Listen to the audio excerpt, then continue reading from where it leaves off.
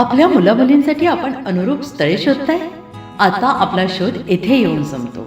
आता आपली चिंता संपलेली आहे. आपल्या मुलामुलींसाठी अनुरूप जोडीदार शोधण्याचा निवडण्याचं एकमेव केंद्र शादीबंधन वधूवर सूचक केंद्र. या संस्थेमध्ये सर्व समाजातील 70,000 पेक्षा जास्त स्थळे नोंदणी असलेले असे शादीबंधन वधूवर सूचक केंद्र. संपूर्ण महाराष्ट्रात आणि कर्नाटकात प्रसिद्ध असलेले एकमेव वधूवर सूचक केंद्र म्हणजे शादीबंधन वधूवर सूचक केंद्र, ज्यांच्याकडे आहे सर्व समाजातील सर्व जाती आणि पोटजातीतील 70,000 पेक्षा जास्त स्थळांची नोंदणी.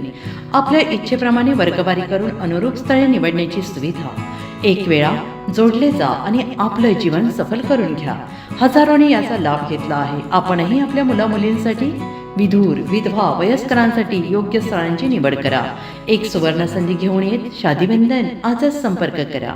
शादीबंधन वधूवर सूचक केंद्र, लोकसंदेश न्यूज ऑफिस समोर, महाराष्ट्र स्क्रॅप जवळ, 100 फुटी रोड, सांगली.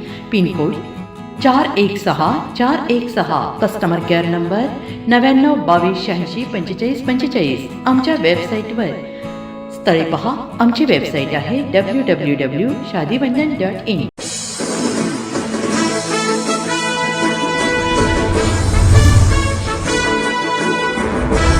सांगली ग्रामीण पोलिसांच्या स्थानिक गुन्हे अन्वेषण शाखेला चेन स्नॅचिंग प्रकरण उघड करण्यात मोठे यश मिळाले असून मोका गुन्ह्यातील सराईत आरोपीला अटक करण्यात आली आहे. आरोपीकडून चोरीचे मंगळसूत्र, गुन्ह्यात वापरण्यात आलेली मोटरसायकल जप्त करण्यात आली आहे. 5 मे 2026 रोजी सकाळी सुमारे 6 वाजण्याच्या दरम्यान अंकली रेल्वे ब्रिज परिसरात फिर्यादी महिला घरी चालत जात असताना काळ्या रंगाच्या दुचाकीवरून आलेल्या 2 अज्ञात इसमांनी त्यांच्या गळ्यातील मंगळसूत्र जबरदस्तीने हिसकावून नेले होते. आरोपींनी चेहऱ्यावर मास्क व बुरखा परिधान केल्याने परिसरात भीतीचे वातावरण निर्माण झाले होते. या घटनेची गंभीर दखल घेत तुषार दोशी यांनी स्थानिक गुन्हे अन्वेषण शाखेला मालमत्तेविरोधातील गुन्हे आणि चेन स्नॅचिंग करणाऱ्या टोळ्यांवर कारवाई करण्याचे आदेश दिले होते. त्यानुसार संजीव झाडे आणि सहाय्यक पोलीस निरीक्षक लहू थाटे यांच्या नेतृत्वाखाली विशेष पथक तयार केले.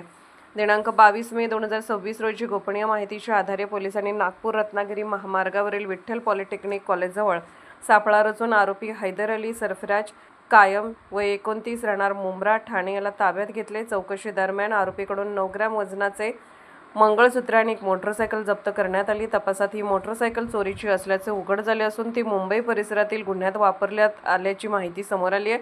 आरोपी हा मोका अंतर्गत गुन्ह्यातील सराईत गुन्हेगार असून महाराष्ट्र आणि कर्नाटक राज्यात त्याच्यावर अनेक चेन स्नॅचिंगचे गुन्हे दाखल असल्याचे पोलीस तपासात स्पष्ट झाले आहे.